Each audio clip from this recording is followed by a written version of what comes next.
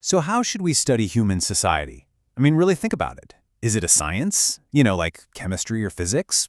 Or is it something else? This one question is at the very heart of a huge debate that shaped how we understand everything, from global politics right down to our own daily lives. Here's a great way to think about it. Should we study people like we study planets, or like we study poems? Are we basically predictable objects, just following universal laws like a planet orbiting the sun? Or is our society more like a text, something full of meaning and symbols and intentions that we have to interpret, like you would a poem? That's the big question we're diving into today. And that leads us right into our first section, a tale of two sciences. For decades, this whole debate has really been dominated by two big competing ideas, naturalism and humanism. And each one gives a totally different answer to that planets or poems question. Okay, so on one side, you've got naturalism. This view says, hey, the social sciences should be just like the natural sciences. The goal is to find these objective causal laws that can predict what people are going to do.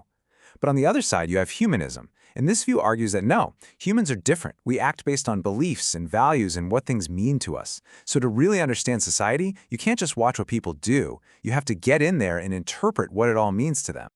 So let's dig into that humanist view first, because it gets right to the heart of what makes studying people so tricky and so interesting. It all comes down to the power of meaning. Humanists will tell you that our actions are intentional. Now, that doesn't just mean you do things on purpose. It means your actions have a symbolic side to them. Think about it, right? A wink is not just your eyelid contracting. It's a signal. It's a joke, a shared secret. It has a meaning that is so much bigger than the physical movement itself. An eye twitch? That's just biology. A wink? That's communication. And that is why interpretation is so central to the humanist argument. As Fay and Moon, the authors of our source material, put it so well, because our actions are just soaked in meaning, we have to figure out what people think they're doing and why they think they're doing it. Take banking, for example. You could sit and watch people for years. You see them walk into a building, talk to someone behind a counter, slide pieces of paper back and forth, and you would have absolutely no clue what was going on if you didn't understand the shared ideas of money, accounts, and deposits. These aren't laws of nature. They're rules and meanings that we all just kind of agree on. You can't see an account, but without that concept, banking is just a bunch of people moving around for no reason. All right, so interpretation is obviously crucial. But what happens when just understanding the meanings people have isn't enough to explain what's really going on? Humanism gives us this amazing toolkit for understanding a society from the inside, looking out. But you have to ask, is that really the whole story? What are its limits? Well, the biggest critique is this. The humanist approach is fantastic at telling us what people are doing and what it means to them.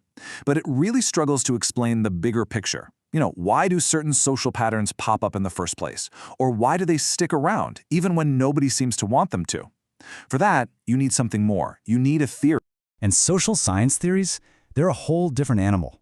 First off, they have to explain actions that are based on rules and social norms, not just the laws of physics.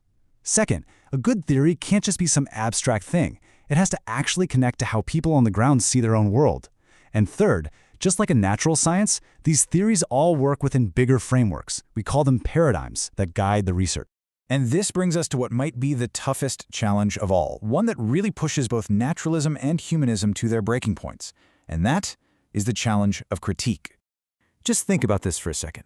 What if a society's shared beliefs are just wrong?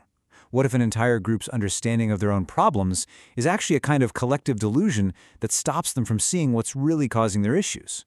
How can a social science even begin to tackle that?